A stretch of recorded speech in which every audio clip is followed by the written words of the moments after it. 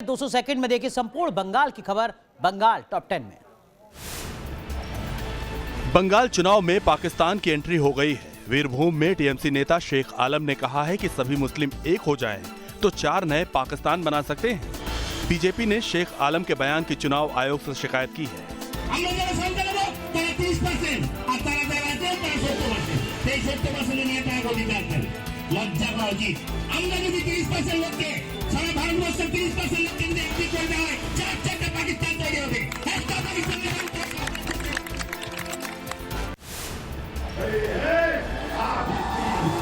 चुनावी दंगल में गृह मंत्री अमित शाह ने आज फिर हुंकार भरी। अमित शाह ने कहा कि बंगाल में जैसे ही बीजेपी की सरकार बनती है वैसे ही हर किसान के बैंक खाते में एक साथ 18,000 रुपए भेजे जाएंगे। अमित शाह ने ममता बनर्जी के खेला होवे के नारे पर पलटवार भी किया। ये दीदी जहाँ जहाँ घूमती है वहाँ डराती है, निर्दोष आदिवासियों को डराती है। खेला होवे, खेला होवे, खेला होवे, खेला होवे से हम डर जाएंगे क्या?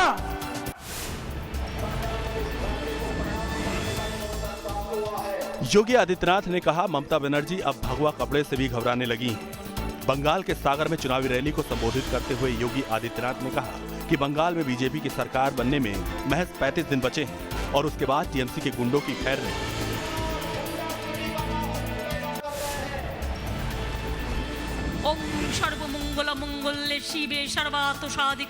मंच से चंडी पाठ, फिर बीजेपी पर प्रहार। चुनावी रैली में ममता बनर्जी का बीजेपी पर हमला लगातार जारी है। ममता बनर्जी ने दावा किया है कि अम्फान तूफान के वक्त केंद्र सरकार ने एक भी पैसे की मदद नहीं की। दरअसल कल कांथी की रैली में पीएम मोदी ने ममता बनर्जी से पूछा था कि अम्फान की राहत किसने लूटी।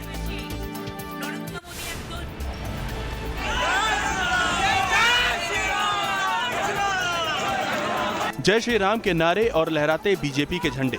तस्वीरें मिथुन चक्रवर्ती के रोड शो की। एक्टर और बीजेपी नेता मिथुन चक्रवर्ती ने आज बांकुड़ा में रोड शो किया। खुली जीप में मिथुन चक्रवर्ती ने लोगों से बीजेपी के पक्ष में वोट देने की अपील की। ये परिवर्तन का ही तो इसीलिए तो आए हैं, सब परिवर्तन चाहते हैं।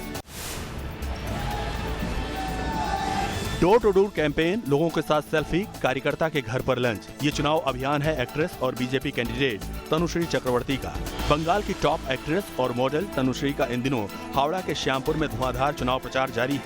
न्यूज नेशन से बातचीत में दावा किया है कि इस बार बंगाली मानुष ने परिवर्तन का मन बना लिया है। बीजेपी ऐसी पार्टी है जो कभी भी विरोध की बात नहीं करते। इन लोगों का मन में हमेशा एक वो होता है कि देश के लिए काम करेंगे, देश के लिए जो हित में होगा वो करेंगे।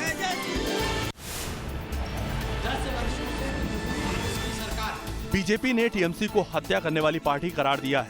खड़गपुर में बीजेपी प्रवक्ता संबित पात्रा ने कहा है कि बंगाल में शहर शहर बम की फैक्ट्री खुल चुकी है और ये सब कुछ पिछले 10 सालों के दौरान ममता राज में हुआ। 10 वर्षों से तृणमूल कांग्रेस की सरकार है। यहाँ बम की फैक्ट्री क्यों बनती है? यहाँ कहीं भी रैली होने से पहले 400-500 बम क्यों पकड़े जाते हैं? अस्पताल के बाहर बीजेपी समर्थकों की भीड़ है और माहौल में तनाव है। नॉर्थ 24 परगना के टीटागढ़ी में बीती रात एक बीजेपी वर्कर को गोली मारी गई। उन्हें गंभीर हालत में अस्पताल में भर्ती कराया गया है। बीजेपी ने टीएमसी कार्यकर्ताओं पर गोलीबारी करने का आरोप लगाया है। वहीं उत्तर 24 परगना के मिनाखा में हिंसक झड़प में सीपीएम के 3 कार्यकर्ता जख्मी हो गए। यहाँ भी आरोप टीएमसी पर है। हालांकि टीएमसी ने दोनों मामलों में अपने ऊपर लगे आरोपों को खारिज किया है।